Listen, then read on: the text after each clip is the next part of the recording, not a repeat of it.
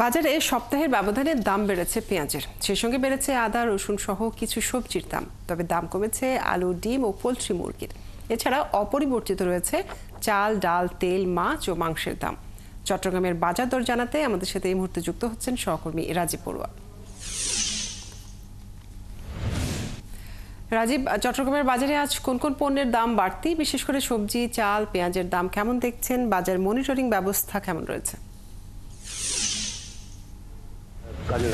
চট্টগ্রামের বাজারে আসলে সবজির যে দাম সেটা আসলে মূলত গত সপ্তাহের তুলনায় একটু কমলেও কিন্তু সেটাও আসলে অনেক বাড়তি। বিশেষ করে সবজি বিক্রি হচ্ছে, যেমন গত সপ্তাহে যে বরবটি বিক্রি হচ্ছে 120 টাকা, সেটা আজকে 100 টাকায় বিক্রি হচ্ছে। আর এর বাইরে কাঁকরোল যেটি গত সপ্তাহে 140 টাকা ছিল, সেটা আজকে 100 টাকা। তেমনি অন্যান্য যে সবজিগুলো আছে সবগুলো সবজি আসলে 5-10 টাকা কমেছে, কিন্তু তাও আসলে 80 টাকার নিচে কোনো সবজি পাওয়া যাচ্ছে না।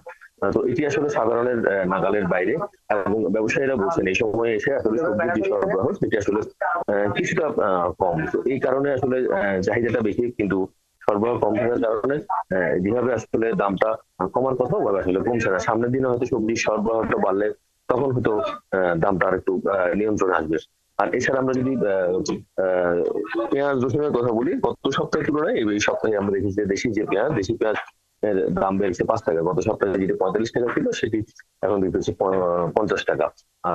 আর ইন্ডিয়ান যে পেঁয়াজ, যেটি গত সপ্তাহে 55 টাকা ছিল, সেটি 60 টাকা বিক্রি হচ্ছে। 5 টাকা করে বেড়েছে দেশি এবং ইন্ডিয়ান পেঁয়াজ। তবে আদা রসুনের দাম গত সপ্তাহের মতো আছে।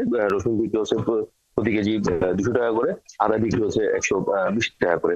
আর মুরগির দাম গত সপ্তাহের মধ্যে স্থিতিশীল আছে। গত সপ্তাহে যে ব্রয়লার মুরগি 180 টাকা ছিল, এই সপ্তাহে 180 টাকা। এবং যেটি সোনালী মুরগি গত সপ্তাহে ছিল 280, এবার 200, এই সপ্তাহে 280। এবং দেশি মুরগি সেটিও 630 টাকায় বিক্রি হচ্ছে। অর্থাৎ মুরগির এবং ডিম ডিম বিক্রি হচ্ছে এক ডজন 120 টাকা। এই ডিম এবং মুরগির দাম গত সপ্তাহের মধ্যে স্থিতিশীল আছে, কিন্তু সবজির দামটা আসলে কিছুটা বাড়তি রয়ে গেছে। আর এর বাইরে মাছের কথা যদি বলি, আপনি জানেন যে এই 15 এপ্রিল থেকে সাগরে মাছ ধরা বন্ধ আছে। তো যার কারণে সাগরের মাছের সরবরাহের বেশ ঘাটতি আছে। তো এই কারণে সামুদ্রিক মাছের দাম যেমন বেড়েছে, তার পাশাপাশি মিঠা পানির মাছের দাম কিন্তু বেড়ে গেছে। এবং গত সপ্তাহে সেই মতোই এই সপ্তাহে দেখা যাচ্ছে 20-30 টাকা। বাজারে মাছের সরবরাহ কম, যে কারণে দাম বেশি, আপনি যেমনটি বলছেন। রাজীব, আপনাকে অনেক ধন্যবাদ যুক্ত থাকার জন্য।